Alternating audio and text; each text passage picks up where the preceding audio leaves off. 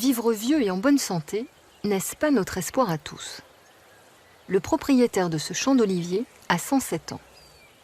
Il a échappé au cancer et à Alzheimer, à tous ces fléaux qui nous font peur. Depuis des dizaines d'années, des chercheurs tentent de décrypter les mécanismes du vieillissement et de repousser ces maladies qui surviennent avec l'âge. Et quelquefois, les voies de la recherche prennent des chemins de traverse. Il existe une vallée en Équateur, sillonnée par des routes à peine dessinées sur les cartes. Là, dans des villages excentrés, certaines personnes paraissent protégées du diabète, du cancer et peut-être même d'Alzheimer. Mais ces hommes et ces femmes, apparemment bénis des dieux, se sont longtemps considérés comme abandonnés de Dieu. Car ils ont une particularité, ils sont de très petite taille.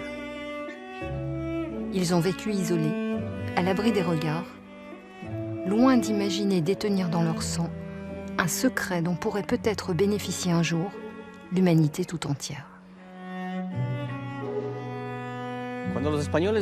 Quand les Espagnols sont arrivés ici, ils pensaient trouver de l'or, l'Eldorado. Moi, j'ai eu la chance de trouver mieux que de l'or. J'ai eu la chance de trouver ce que j'appellerais l'Eldorado de la génétique et de l'endocrinologie. Ces patients sont si extraordinaires qu'ils ont plus de valeur que n'importe quel métal. Petite taille, grand mystère. Par quel mécanisme serait-il protégé?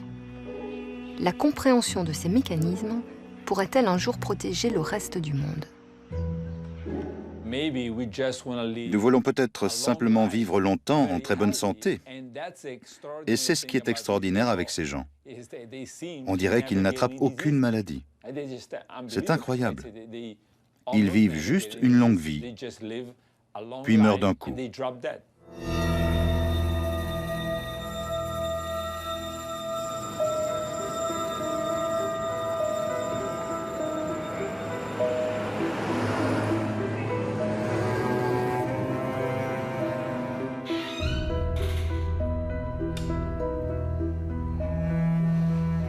C'est une simple échelle de mesure posée contre un mur.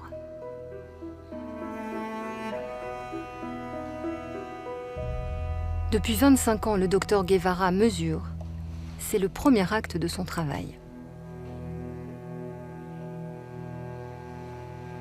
Aujourd'hui, c'est Edith Rojas et sa sœur qui se glissent sous la toise. 1,28 m pour Alexandra, 1,09 m pour Edith.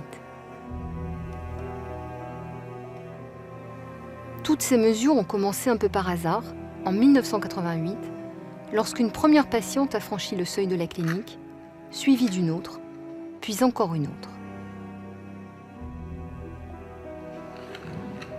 Au total, elles sont 7. 7 petites femmes qui vont entraîner Jaime Guevara dans une grande aventure. Les 7 premières patientes ont un point commun. Elles viennent toutes de la même région, une vallée perdue dans le sud de l'Équateur.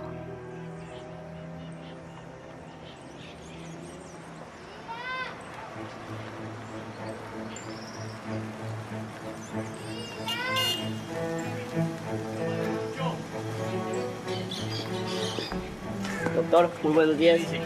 Nos vamos. Vamos. Listo, doc. Vamos. Aujourd'hui, cette vallée est devenue la seconde patrie de Guevara. 1 à 2 fois par an, il y retrouve Lucho, guide indispensable pour faire la tournée des patients. Pendant des années, Guevara a sillonné tous les chemins de la région, toutes les pistes, à la recherche de ces hommes et de ces femmes de petite taille. Combien sont-ils? Au tout début, nul ne le sait.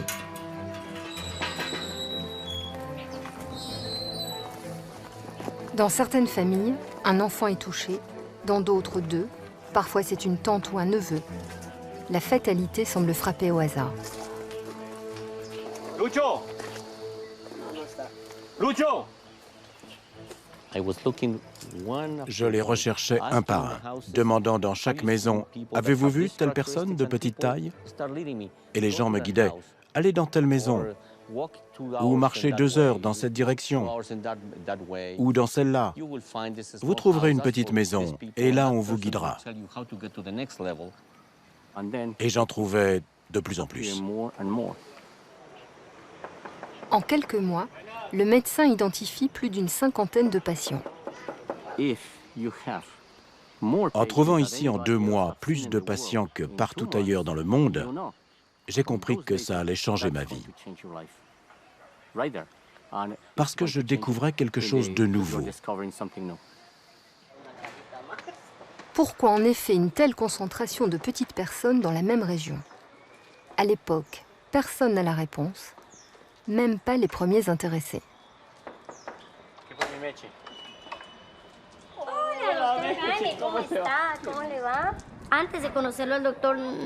Avant de rencontrer le docteur, on ne se connaissait pas. Et si par hasard on se voyait dans la rue, un peu de loin, chacun allait de son côté, comme si on avait un peu honte. Il n'y avait pas de contact. Mais quand le docteur Guevara a démarré ses études, on a commencé à se rencontrer, à former un groupe, jusqu'à même penser créer une association.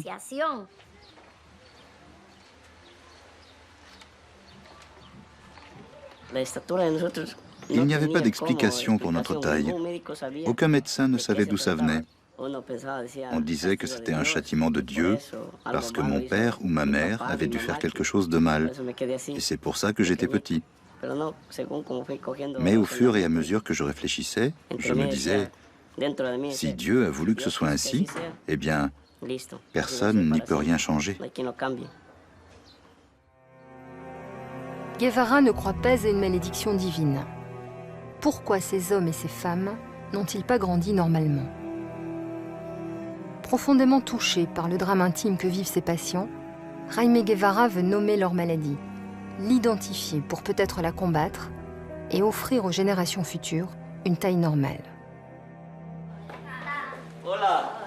Hola. ¿Qué dices, Jaime? Hola, muy buenas. Hola, corazón. ¿Cómo te va? ¿Estás bien?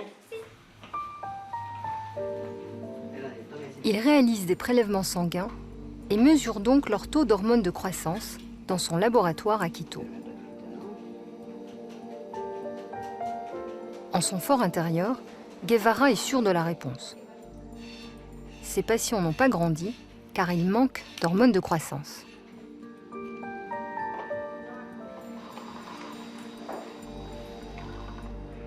Mais les résultats ne confirment pas l'hypothèse. Au contraire, leur taux est très élevé.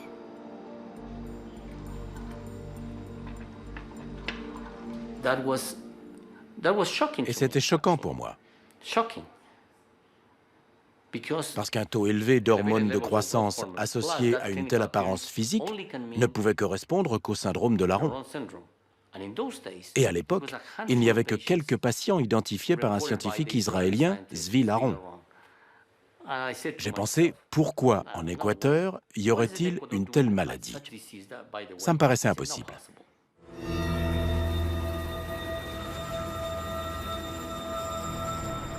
L'homme qui a écrit les premiers chapitres de cette histoire et donné son nom à la maladie dont souffrent les petits Équatoriens, le voici. Zvi Laron, médecin et chercheur en Israël. Toujours en activité à 84 ans, il a consacré une grande partie de sa vie à l'étude clinique d'enfants nains. Une recherche cruciale pour comprendre les mécanismes de la croissance, une recherche encore balbutiante dans les années 50, quand le monde étrange des hormones ressemblait à une page emplie de points d'interrogation.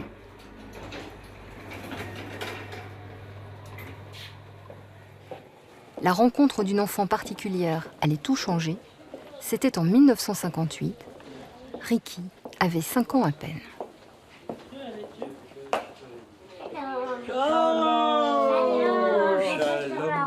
Shalom lecha, tov lirot אותך. Ladies first, guests first, thanks. À l'époque, les parents de Ricky s'inquiétaient parce que l'enfant ne grandissait pas. Mais Zvi Laron croyait détenir la solution car son laboratoire produisait de l'hormone de croissance de synthèse.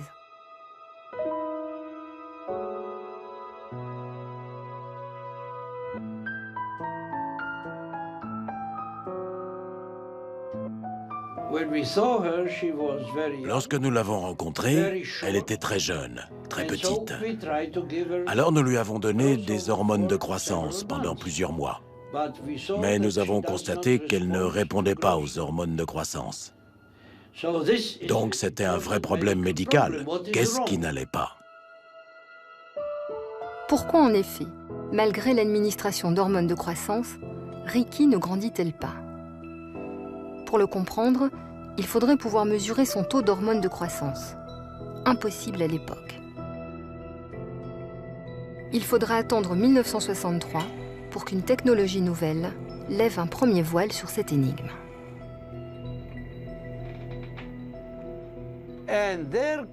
Et c'est là qu'est arrivée une immense surprise.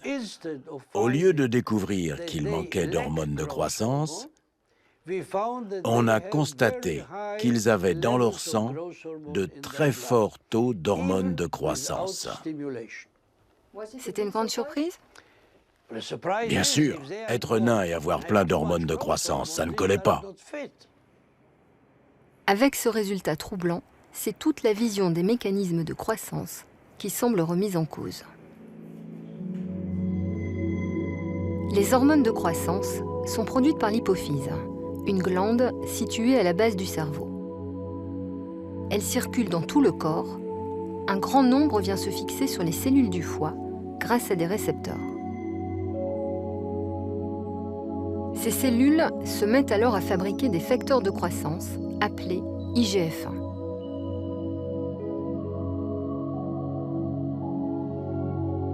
En circulant dans le sang, ce sont eux qui stimulent le développement du corps. Croissance des os et des muscles, diminution de la masse graisseuse. La plupart des cas de troubles de croissance s'expliquent par un déficit en hormones de croissance. Pas cette fois apparemment. Alors, pourquoi? Au fil des années, Dvilaron recense une trentaine de patients et constitue pour chacun une vaste documentation clinique. Parce que la majorité d'entre eux sont issus de familles consanguines, le médecin soupçonne un problème d'origine génétique. Mais comment le prouver? Cette fois encore, il faudra attendre que la technologie progresse pour que les pièces du puzzle s'assemblent. Entre le premier patient, rencontré en 1958, et la biopsie réalisée en 1983, il s'est écoulé 20 ans. 20 ans ont été nécessaires pour identifier la pathologie. La solution viendra de cet enfant.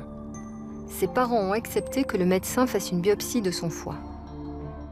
Aujourd'hui adulte, Eliav Mermer porte encore la cicatrice de l'opération qui a permis de comprendre sa maladie. L'intuition de Dvilaron était juste. Il s'agit bien d'une maladie génétique. Le problème vient du récepteur de l'hormone de croissance. Celui-ci a un défaut. Défaut provoqué par une mutation génétique. Les hormones de croissance ne peuvent s'y fixer. Les cellules du foie ne reçoivent donc pas le signal de fabrication des IGF-1. La croissance ne démarre pas. Mais comment cette maladie génétique, découverte au bord de la Méditerranée chez une cinquantaine de patients, est-elle parvenue en Équateur?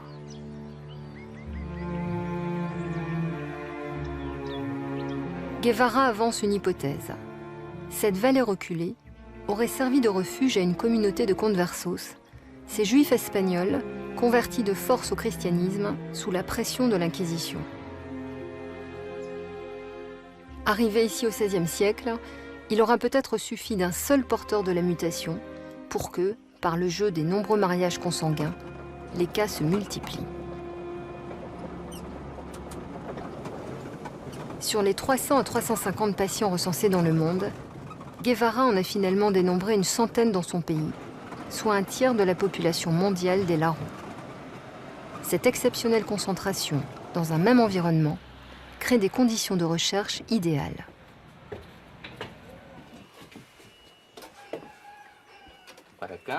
Guevara veut comprendre le fonctionnement du métabolisme lorsque les facteurs de croissance sont très bas.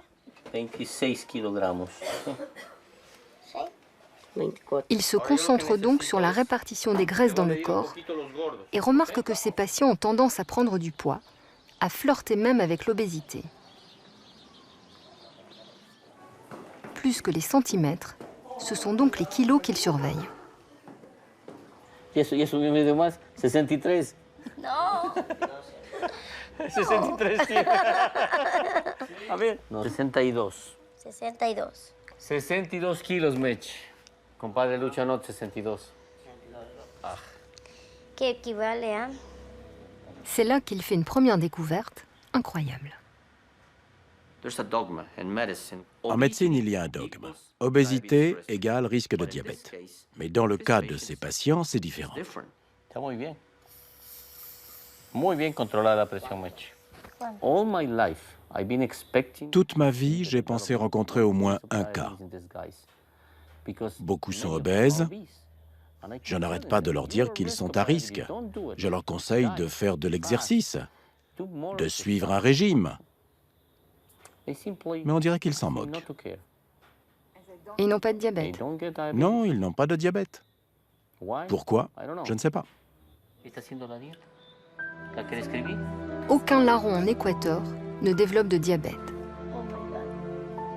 De quoi interpeller quand on sait qu'aujourd'hui dans le monde, une personne meurt de cette maladie toutes les 8 secondes. Mais les découvertes cliniques vont encore plus loin.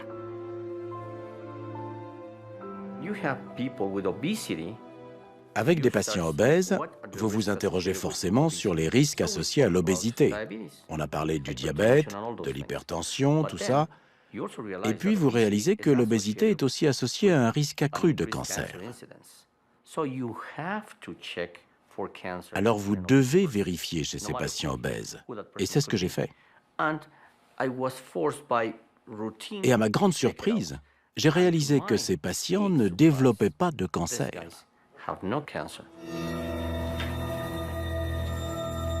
Pas un seul cas de cancer. Serait-il possible qu'une population soit protégée contre le cancer? L'hypothèse est révolutionnaire et se heurte à de nombreuses résistances. On reproche à Guevara le nombre réduit de sa population, le flou de ses observations.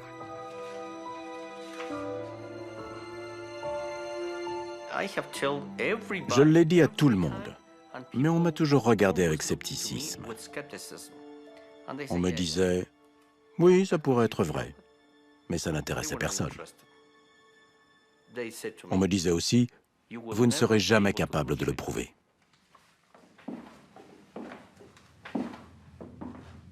Guevara manque de réseau, d'appui dans les grandes universités. Dans ce grand business qu'est la science, il ne fait pas encore partie du sérail.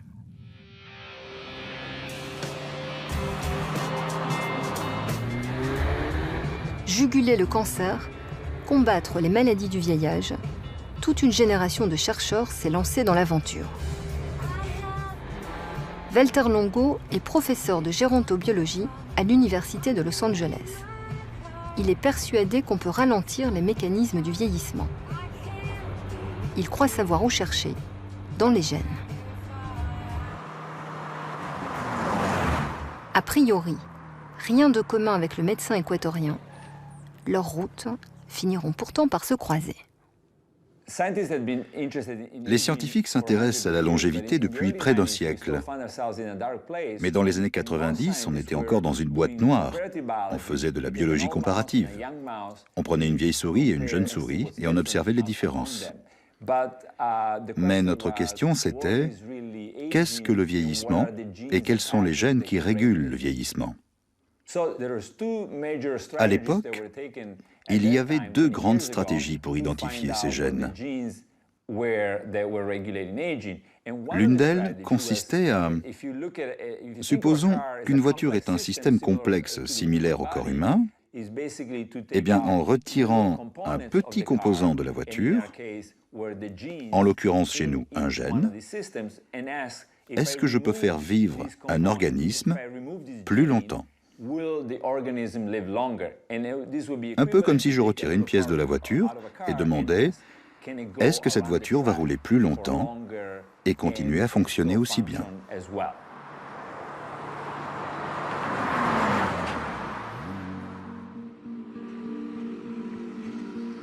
Imaginez qu'une voiture puisse fonctionner aussi bien avec une pièce en moins, que le corps humain puisse vivre plus longtemps avec quelques gènes en moins. A priori, l'idée peut paraître saugrenue, et pourtant. Nous sommes programmés pour quitter définitivement la route une fois la reproduction assurée, pas pour vivre très vieux. Certains gènes accélèrent donc notre fin. Inactiver certains de ces gènes permettrait-il de contrôler le vieillissement? C'est le pari de quelques chercheurs. Longo choisit de faire des expériences sur des organismes minuscules, les levures.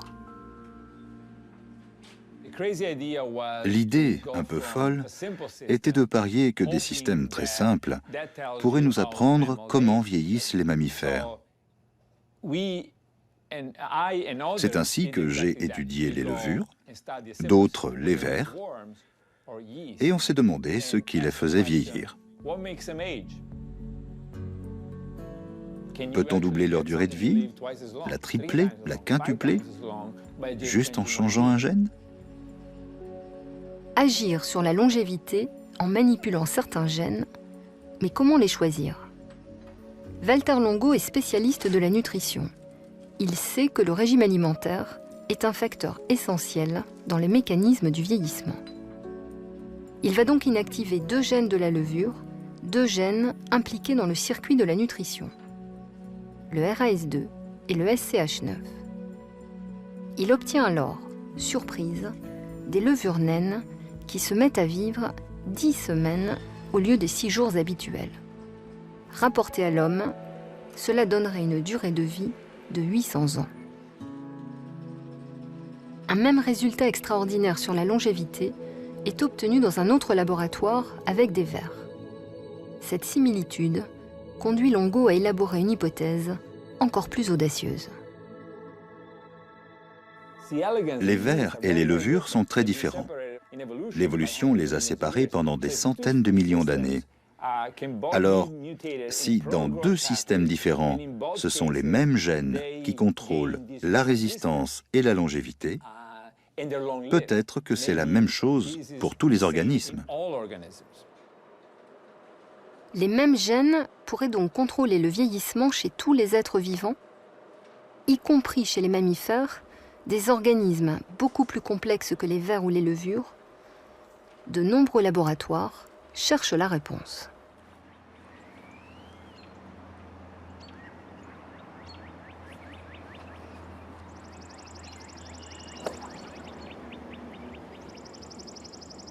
Avec l'accordéon et le golf, la croissance des mammifères est précisément l'une des passions de John Kopchick.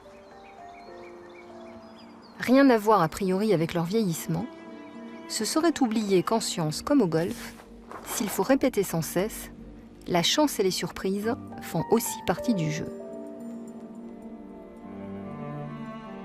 Par le plus grand des hasards, John Kopchick va ainsi apporter une réponse à la question posée par Valter Longo sur le vieillissement des mammifères. Au départ, Kopchick cherche à créer une super hormone de croissance pour pouvoir proposer aux enfants très petits une meilleure solution thérapeutique.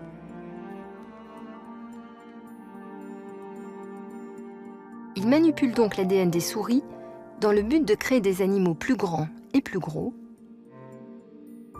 jusqu'au jour où c'est une souris naine qui apparaît. C'était complètement inattendu. Est-ce que c'était par hasard? Non. Nous cherchions à promouvoir la croissance, à fabriquer de plus grandes souris.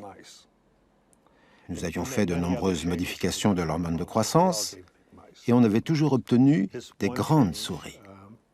Mais cette modification-là a donné une petite souris. Au début, je n'y ai pas cru parce que personne n'avait obtenu cela auparavant. Mais l'un de mes étudiants a continué à fabriquer de plus en plus de ces petites souris. Et j'ai bien été forcé d'y croire.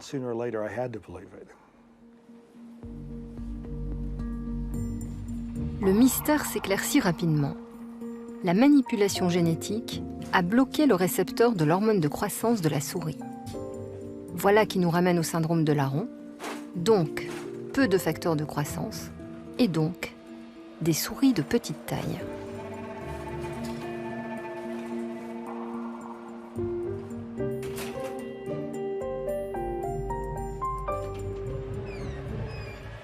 Paradoxe de la recherche, John Kopchick voulait créer une super hormone de croissance, et voilà qu'il trouve un moyen de bloquer son action.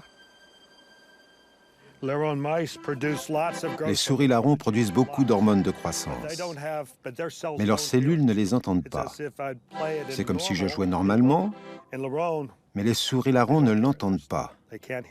Elles sont sourdes aux hormones de croissance. Il leur manque le récepteur qui permet d'entendre. En inactivant le gène du récepteur de l'hormone de croissance, John Kopchick a créé la première souris larron au monde. Mais il n'est pas au bout de ses surprises, parce qu'il travaille aussi sur le diabète. Il décide de lancer une étude avec ses souris larrons. L'étude prend du retard, jusqu'au jour où... Le technicien m'appelle un jour et me dit « John, qu'allons-nous faire des vieilles souris qu'on devait envoyer à nos collaborateurs ?» J'ai répondu « Oh, c'est vrai, je les avais oubliées. » Il me dit « Certaines sont très vieilles. Elles ont 3 ans, 3 ans et demi. » J'ai répondu « Oh mon Dieu, une souris normale ne vit que 2 ans, 2 ans et demi maximum. » Et là, nous avons des souris de 3 ans et demi. Alors il m'a montré des données qui étaient excellentes. Et oui, les souris larrons, mâles et femelles, vivaient 50% plus longtemps que les souris normales. C'était complètement inattendu. Une grande surprise? Une très grande surprise. Et en plus, ces souris étaient obèses. En général, quand vous pensez obésité, vous pensez que c'est mauvais, que c'est précurseur de diabète et de mortalité précoce. Eh bien, ces souris étaient obèses, elles n'avaient pas de diabète et elles vivaient beaucoup plus longtemps. Alors oui, c'était une très grande surprise. C'est parce qu'elles se révèlent résistantes à de nombreuses maladies, et notamment au cancer, que les souris larrons vivent plus longtemps. L'une d'entre elles va même battre un record de longévité. Dans le laboratoire d'Andrew Bartke, une souris larron atteint les 1819 jours, soit l'âge canonique de 5 ans. Vers, levures, mouches, rongeurs, c'est la même famille de gènes qui semble agir sur la durée de vie, comme s'il existait un programme basique de vieillissement commun à toutes les espèces. Et la question devint alors, comment ça se passe pour les humains?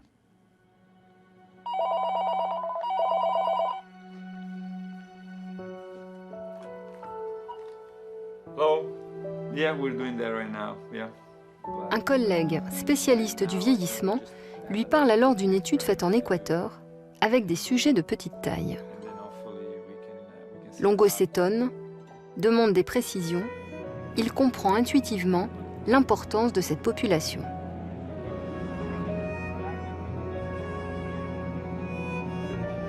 Il connaît les arcanes de la recherche, trouve des financements et lance sans tarder une collaboration avec Jaime Guevara.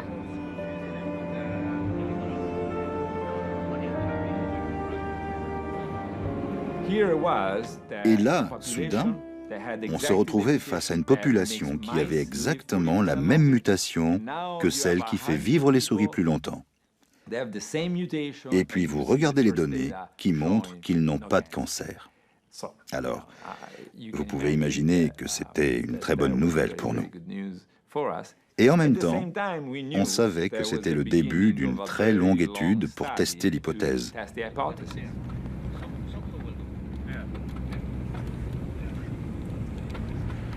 Now, where we are going to is Judith Ramirez. By the way, she's the shortest patient with Laron syndrome in Ecuador and should be the shortest patient with Down syndrome in the world. L'étude doit répondre à 3 questions principales. Les larrons sont-ils réellement protégés contre le cancer et le diabète? Si c'est le cas, par quel extraordinaire mécanisme? Enfin, vivent-ils plus longtemps? Première visite chez Judith Ramirez. Judith a 76 ans, l'esprit vif et toujours juvénile. Hey, hágame la misma cara. No. ¿Cómo le va?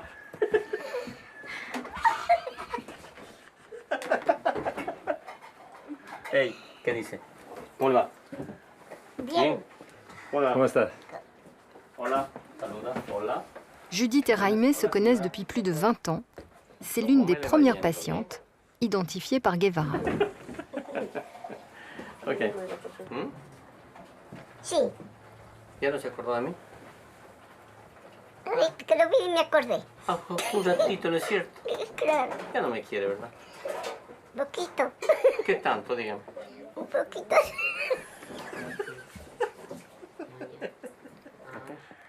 You think we're going to be able to get the biopsies from Yeah. most of them? And their relatives. Because Yeah. then you can judge. Pour moi, c'est très important de venir ici avec Walter Longo parce que je veux que les scientifiques américains se rendent compte, quand ils sont dans leur labo, je veux qu'ils se souviennent qu'à l'intérieur de ce tube, il y a le sang d'une vraie personne, avec un père et une mère, des enfants. Et s'il peut y avoir de grandes espérances, c'est non seulement pour l'humanité, pour la science, mais aussi pour cette personne.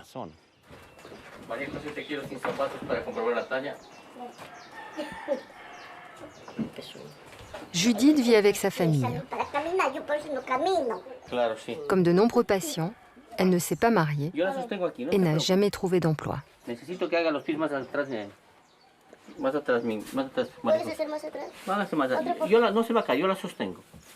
Quita. Téngame las rodillas rectas. Quita las manitos. Un poquito. bien, Bueno, está bien, está bien. Ahí. Míreme aquí, mi amor. Quita las manos. Ya. 92.9. ¿Ok? Chao, chao, hasta luego. À 76 ans, Judith est l'une des patientes les plus âgées. C'est la surprise qui attendait Walter Longo. Que vaya bien. Les larrons d'Équateur ne semblent pas vivre beaucoup plus longtemps que l'ensemble de la population.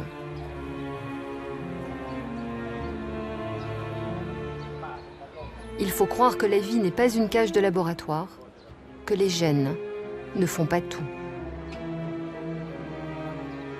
Les larrons vivent dans des conditions difficiles, accidents plus fréquents et mauvaise nutrition pourraient expliquer une durée de vie moins longue qu'attendue.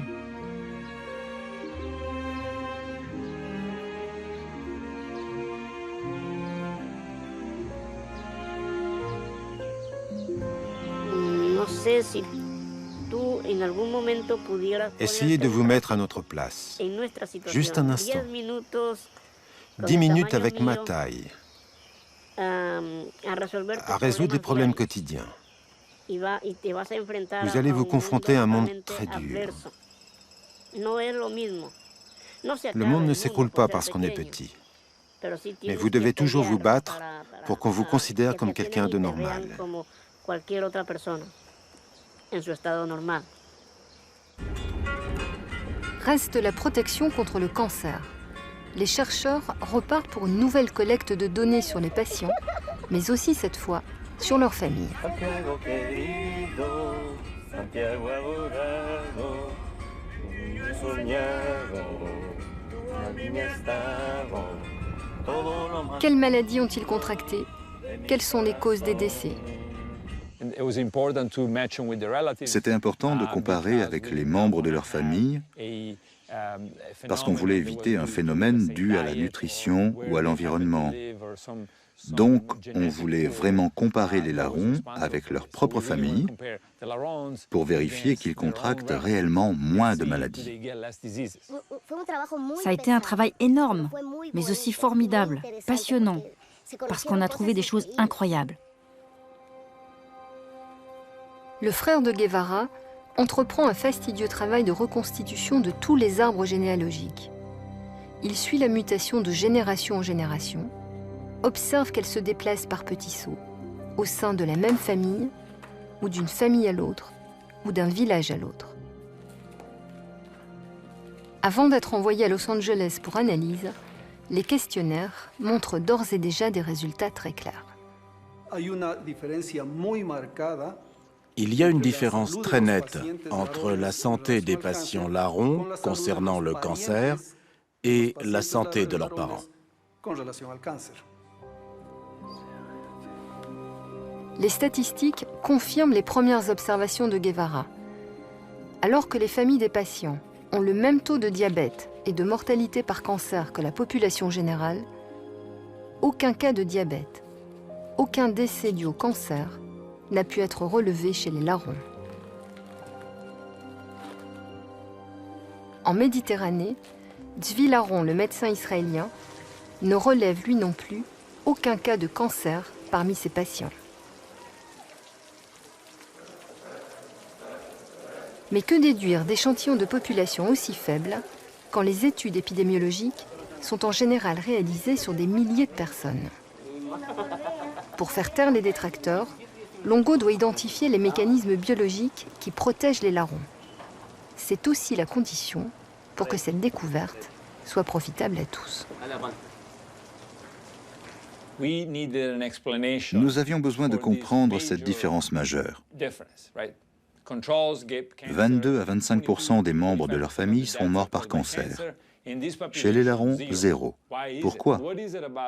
Qu'est-ce qu'il y a de si puissant dans le sang des larrons qui leur permet d'échapper au cancer?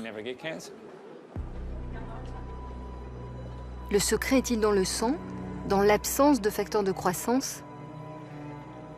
L'équipe de Longo fait une première expérience avec du sérum, c'est-à-dire le sang purifié de ses protéines de coagulation. D'un côté, le sérum des larrons, de l'autre, le sérum de leur famille. Ils ajoutent à ces deux sérums des cellules mammaires humaines, puis exposent ces cellules à du peroxyde d'hydrogène, un produit qui altère l'ADN et donc potentiellement cancérigène. Comment les cellules vont-elles réagir? Y aura-t-il une différence entre les cellules placées dans le sérum des larrons et celles placées dans le sérum des familles? Les résultats sont remarquables. Le sang des larrons présente un double effet protecteur. Dans un premier temps, il protège l'ADN des cellules normales contre le stress oxydant. Agressées, les cellules résistent à l'envahisseur. Mais parfois le stress devient trop fort et les cellules finissent par être endommagées. Un mécanisme déclenche alors leur suicide, évitant ainsi la prolifération des cellules cancéreuses. On a observé deux mécanismes très puissants. Le premier, la protection. Le second, si tu es endommagé, je te tue. L'étude de Longo et de Guevara est publiée dans une revue de référence. 15 ans après avoir tenté d'alerter la communauté internationale, Jaime Guevara voit ses observations enfin validées. La presse internationale découvre qu'il y a du grand dans le petit. Quand j'ai vu cette publication, ça m'a enthousiasmé.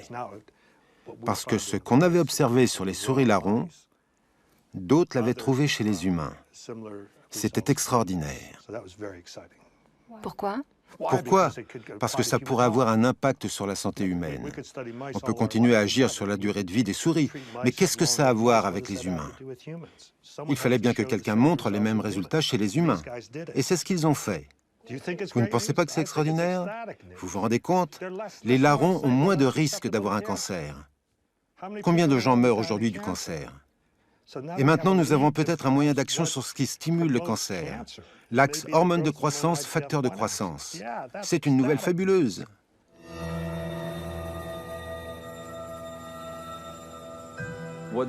Ce que les patients larrons ont montré, c'est que si vous avez un faible taux de facteurs de croissance, vous échappez au cancer et au diabète. Les facteurs de croissance, les IGF-1, deviennent dès lors une cible privilégiée. Les IGF-1 pourraient très bien être un facteur de risque pour le cancer.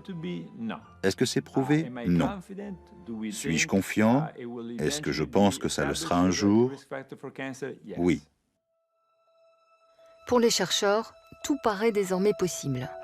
L'idée de mieux protéger l'ensemble de la population contre le cancer, ce fléau qui touche aujourd'hui 1 homme sur 2 et 2 femmes sur 5 dans le monde occidental, n'est peut-être plus utopique.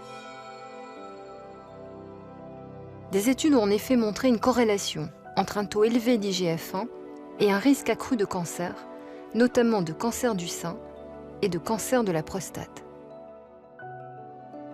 De là à imaginer qu'il faudrait réduire les taux de facteurs de croissance quand ils sont trop élevés, il n'y a qu'un pas que de nombreux chercheurs rêvent de franchir. Mais comment faire ?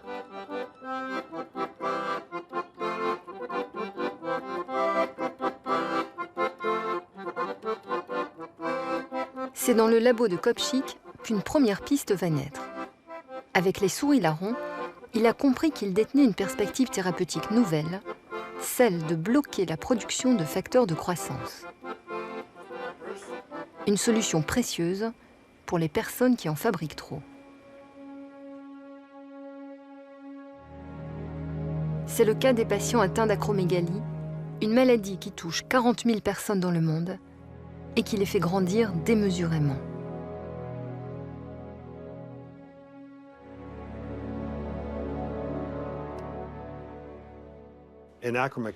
Les patients souffrant d'acromégalie ont trop d'hormones de croissance.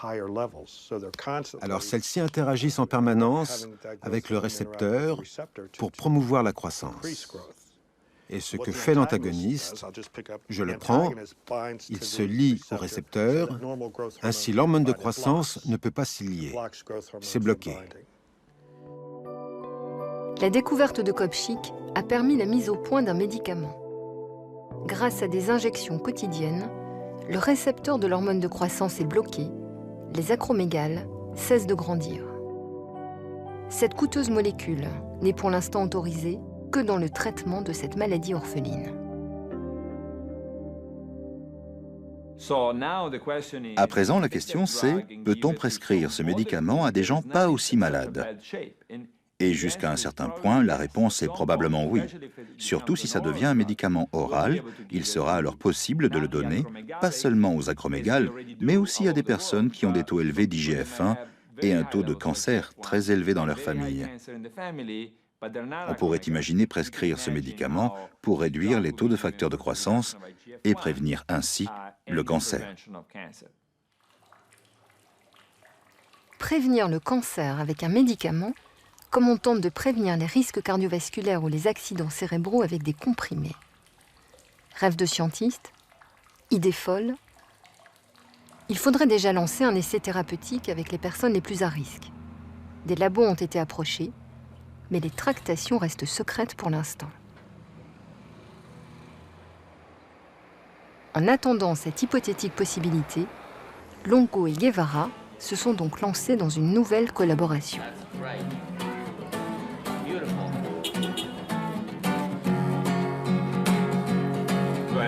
Cuando la tarde languidece renace la sombra, en la quietud de los cafetales vuelven a sentir la canción de amor de la vieja molienda, en el letargo de la noche parece decir una pena de amor, una tristeza, lleva el Sambo Manuel en su amargura, pasa incansable la noche moliendo café. Une nouvelle hypothèse doit être vérifiée. Elle repose sur l'observation des animaux. En effet, les souris naines conservent leur fonction cognitive malgré le vieillissement, contrairement aux souris de taille normale. Se pourrait-il qu'il en soit de même pour les humains? Gardez à l'esprit qu'à 95 ans, une personne sur 2 aura Alzheimer.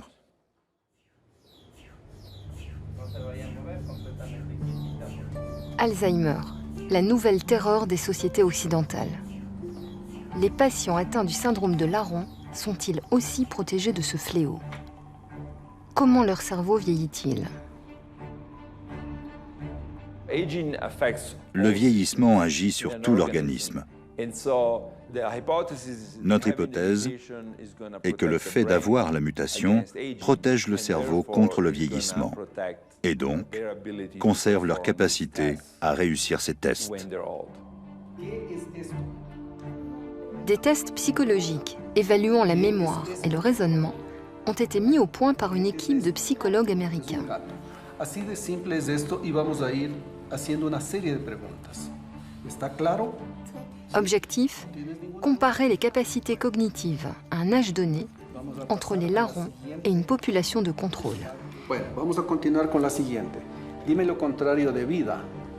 Muerte. Mira esos dos teléfonos y recuerda su forma. Ok. ¿Cuál de ellos es? Sí. Muy bien. En vieillissant, les patients réussiront-ils mieux les tests que les membres de leur famille? C'est à Los Angeles, à l'université de l'USC, que les tests passés à Quito sont dépouillés et analysés. Premier résultat dans quelques mois. Ce serait vraiment extraordinaire si nous découvrions qu'avoir moins d'hormones de croissance est important pour conserver les capacités cognitives. Ça pourrait suggérer qu'il serait judicieux de créer artificiellement un défaut d'hormones de croissance chez les personnes qui souffrent de troubles cognitifs.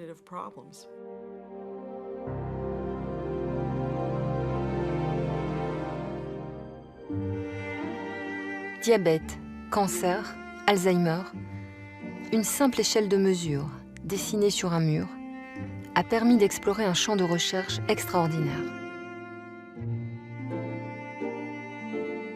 Mais cette échelle signe aussi le drame des larrons d'Équateur. Car les recherches ont également permis de mettre au point un traitement pour faire grandir les enfants atteints du syndrome de Laron.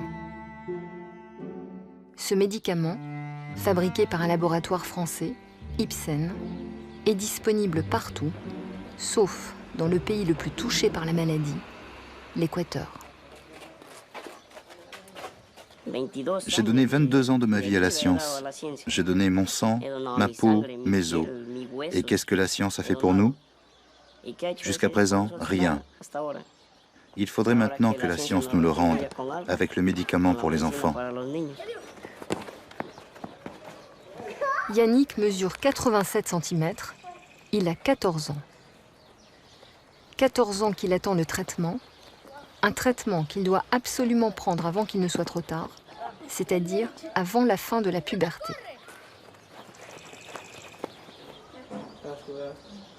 Si Yannick a compris qu'il ne réalisera jamais son rêve de devenir footballeur professionnel, il aimerait gagner ces quelques centimètres qui augmenteraient ses chances de trouver un emploi, pour lui, le meilleur élève de sa classe.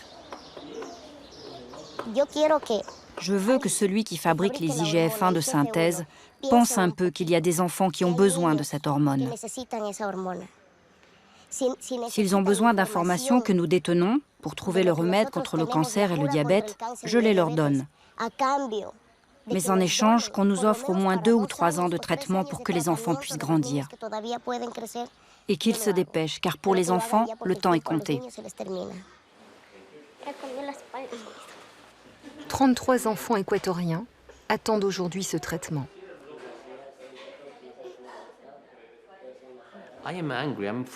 Je suis en colère parce que ces gens sont en train d'améliorer la vie des autres. Ils nous donnent des clés pour comprendre des maladies très graves. Et qu'est-ce qu'ils ont en retour?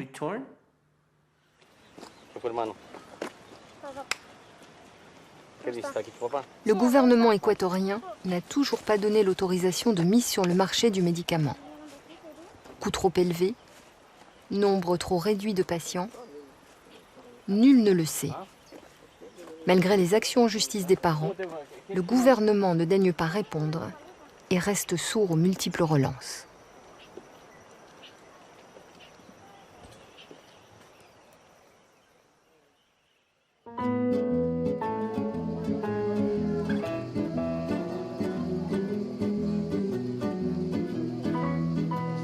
contrôler les facteurs de croissance. Aujourd'hui, la découverte de la fontaine de jouvence passe peut-être par cette question. Voici Walter Longo dans le village natal de ses parents, dans le sud de l'Italie.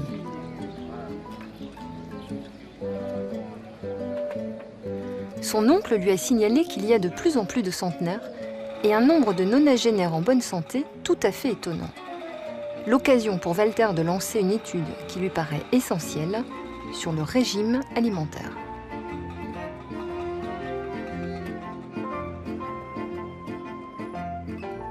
La nutrition, en effet, agit directement sur les facteurs de croissance.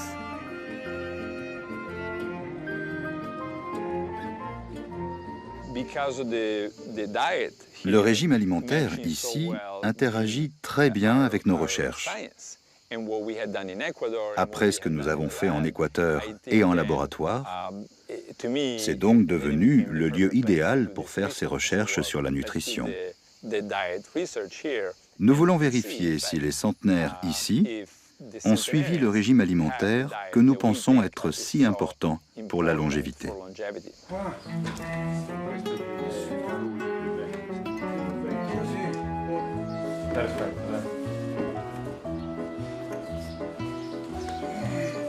Dai 90 anni in su. Questi vivono tutti a Molocchio. L'étude se fait en collaboration avec l'Université de Palerme et va se poursuivre pendant 1 an. Elle s'étend sur toute la région de Calabre. Walter veut tester à Molocchio le bien fondé de ses intuitions. Des recherches récentes ont montré qu'un régime pauvre en protéines animales favorise un faible taux d'IGF-1.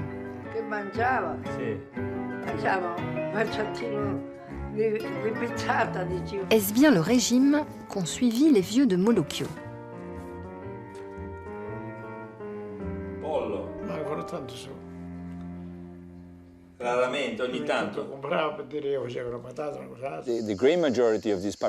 La grande majorité des gens ici consomment très peu de protéines animales. Et ce régime les rapproche un peu des larrons. Il réduit les taux de facteurs de croissance à un niveau qui les protège. De nombreuses études associent consommation de viande et maladie. Je pense que nous avons besoin de revenir à des régimes de base plus sains.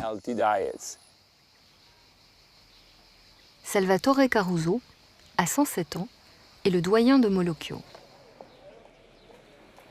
Aujourd'hui, son genou coince un peu, mais du côté de la tête, tout fonctionne. Mémoire intacte, vivacité exceptionnelle, il peut réciter par cœur des vers de la Divine Comédie de Dante, appris lorsqu'il était enfant, il y a près de 100 ans. Nel bel mezzo. La Divina Commedia. Nel mezzo del cammin di nostra vita mi ritrovai per una selva oscura che la regetta viene smarrita. Ecco, mi ricordavo. Perché questo è il primo canto dell'inferno. Inferno, paradiso e purgatorio. Ecco, per il purgatorio, percorrere miglioracqua al zele vele. Mais on ne pourra atteindre ce grand âge et éviter ce système absurde avec tant de médicaments seulement si les médecins commencent à s'intéresser à ce genre de recherche dans des petits villages comme ici, qui sont des exemples d'une réelle capacité à vivre en bonne santé jusqu'à 100 ans en mangeant des choses que l'on aime énormément.